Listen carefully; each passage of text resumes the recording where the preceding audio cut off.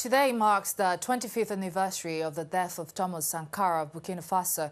Often referred to as Africa's Che Guevara, he was viewed as an iconic revolutionary figure. After seizing power in a coup in 1983 to end corruption, he launched the most ambitious program for social and economic change never before attempted on the African continent. He renamed his country Burkina Faso from its colonial name of Upper Volta to Burkina Faso. His self-reliance program for Africa as an alternative to the neoliberal development strategies imposed by the West made him an icon to the continent's poor. Meanwhile, the Chinese Foreign Ministry has demanded that the government of Ghana launch an investigation into one of its nationals killed in the country. He was killed during the roundup of over 90 Chinese suspected of mining gold illegally. The Chinese news agency Xinhua identified the Chinese citizen simply as 16-year-old Shen. He was apparently killed during a Ghanaian government operation to crack down on illegal gold mining in the Ashanti region. Ghana's deputy foreign minister has said the death is being investigated. Here is the Chinese Foreign Ministry spokesperson, Hong Li. China has made representations to Ghana expressing serious concern and asks that the Ghanaian side thoroughly investigate this case, sternly punish the perpetrator and give compensation, as well as reporting to the Chinese side as soon as possible on the investigation and handling of the case. China demands that Ghana properly handle the relevant issues and take real effective measures to ensure that such incidents do not reoccur, and to protect the personal safety and lawful rights of Chinese nationals in Ghana. The UN marked the first International Day of the Girl Child with calls for the end of child marriage. UN Secretary General Ban Ki-moon was joined by Archbishop Desmond Tutu in denouncing the Taliban's attack on Pakistani schoolgirl Malala Yousafzai. Roberto Kandu has more. On the first International Day of the Girl Child, held on the 11th of October, UN Secretary General Ban Ki-moon was joined by Archbishop Desmond Tutu in denouncing what was described as Taliban's abhorrent and cowardly attack on Pakistani schoolgirl Malala Yousafzai. Speaking at an event on the International Day of the Girl Child at UN headquarters, attended by senior UN officials, members of the group of elders and youth activists, Ban Ki-moon called for unity in countering such extremism in Pakistan and elsewhere. She is truly courageous, determined not to be silenced, even as she knew the very real risks of speaking her mind. The attack on her was abhorrent and cowardly. The terrorists showed what frightens them most: a girl with a book. Nowhere in the world should it be an act of bravery for a young girl to go to school.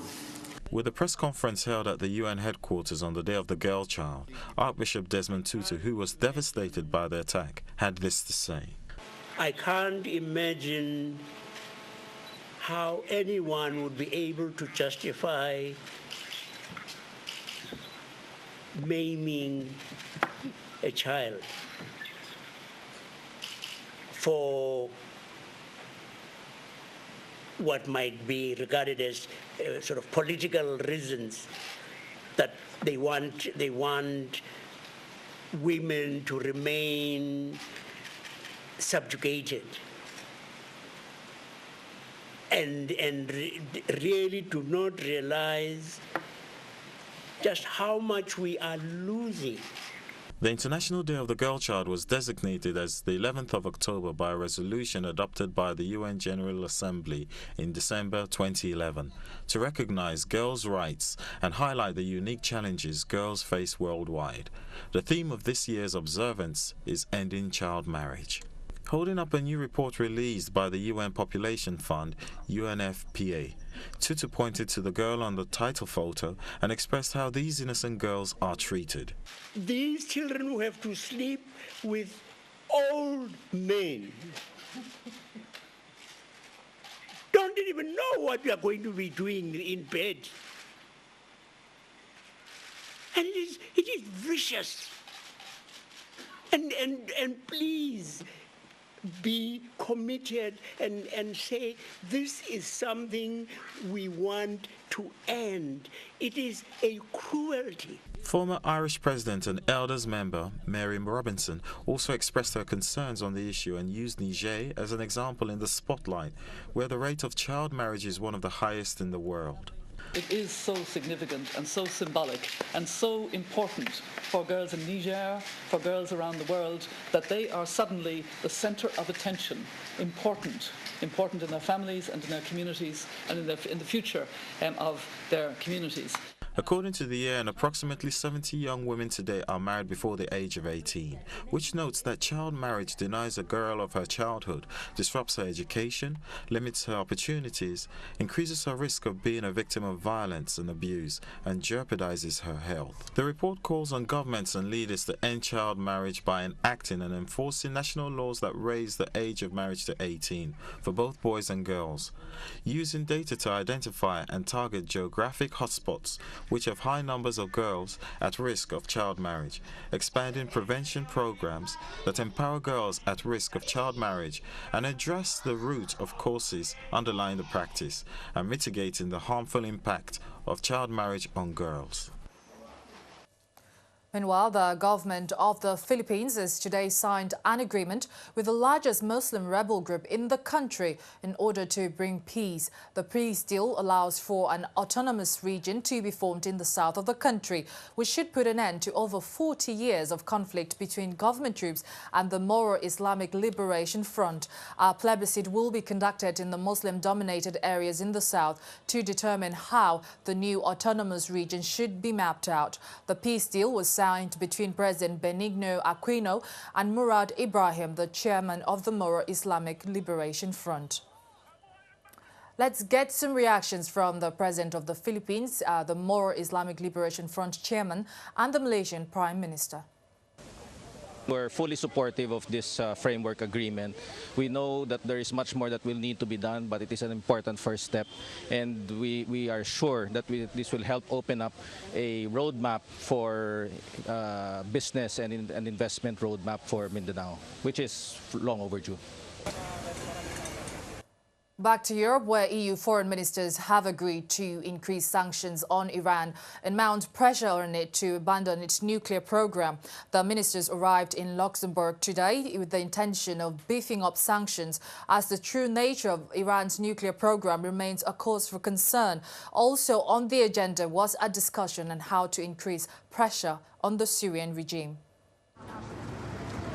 The United Kingdom stands shoulder to shoulder with the people of Pakistan, again fighting terrorism, in trying to ensure that young people have a proper education, and in supporting Malala, this brave schoolgirl who we will welcome into the United Kingdom today. Today we expect to agree fresh sanctions on Iran as a result of its nuclear program and continued failure to satisfy the world that that program is for peaceful purposes.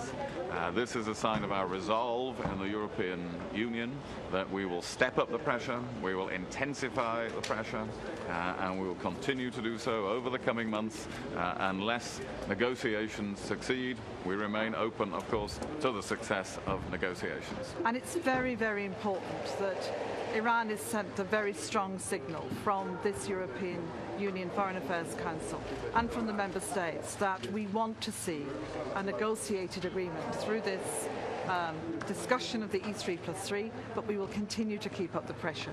And that's important. And it's important because it's quite clearly having an effect. We have sanctions on weapons, that's not the problem. But the problem is that there are no global sanctions on it. We had a discussion with Foreign Minister Lavrov about that yesterday. I mean, this requires, of course, that we get a decision by the Security Council. And he says that he's ready to do that, but it requires that we have a mechanism to control all weapons going in. And that might be somewhat difficult at the moment. But we have a discussion with him on that. We had an extensive exchange of views with Foreign Minister Lavrov about these issues yesterday. Minister, good morning. Francesco Schettino, the 51-year-old captain of the Costa Concordia cruise ship, arrived in court today in Grosseto, Italy, for a pre-trial. Schettino, who has not been seen in public since the tragic event of January 13th, which led to the death of 32 people, appeared today for his pre-trial. His defense team has said the captain wants the truth to come out in the trial. Schettino has insisted on attending the pre-trial hearing to make sure the truth comes out in the trial.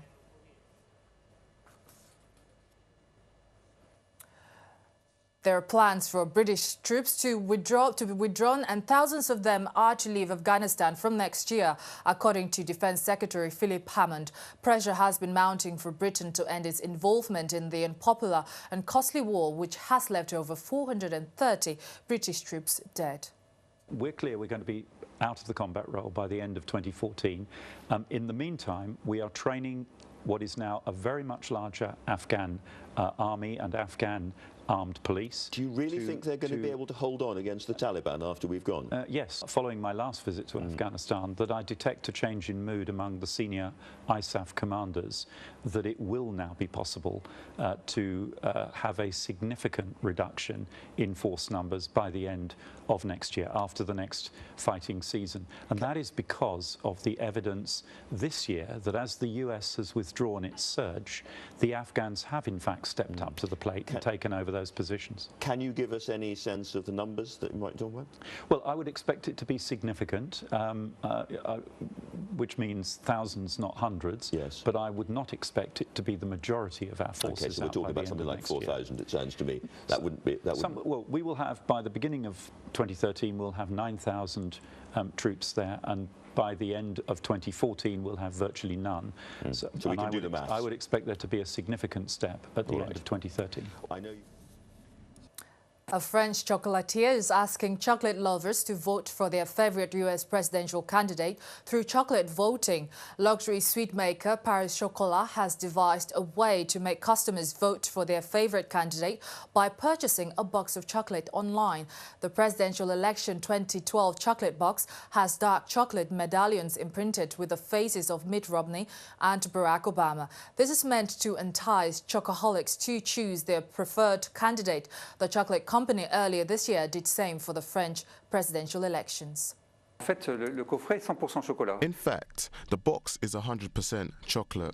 The photos are in the likeness of the presidential candidates, made entirely of chocolate. And you can go to the website parischocolate.com to vote for your preferred candidate. This straw poll is incredible because when we made the chocolates for the French election, our results were very close to the real vote. Today, we are directly in correlation with what is happening. His political views, more towards the common person, not towards big business, which is what these guys are about.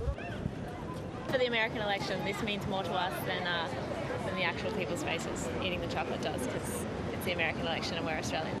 Chocolate voting. What do you think? It's a good idea. I like it. I like the concept. It's interesting, yeah.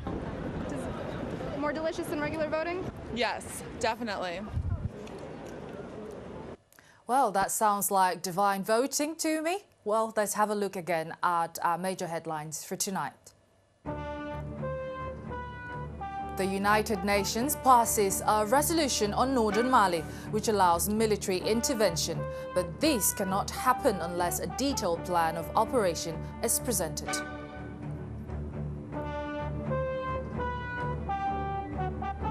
The continuing wildcard strike in South Africa leads to the downgrade of its sovereign rating.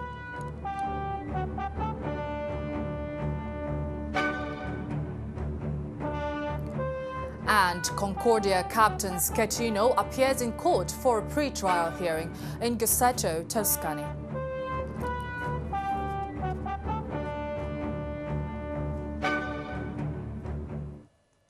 Well, thank you for watching and do have a wonderful evening.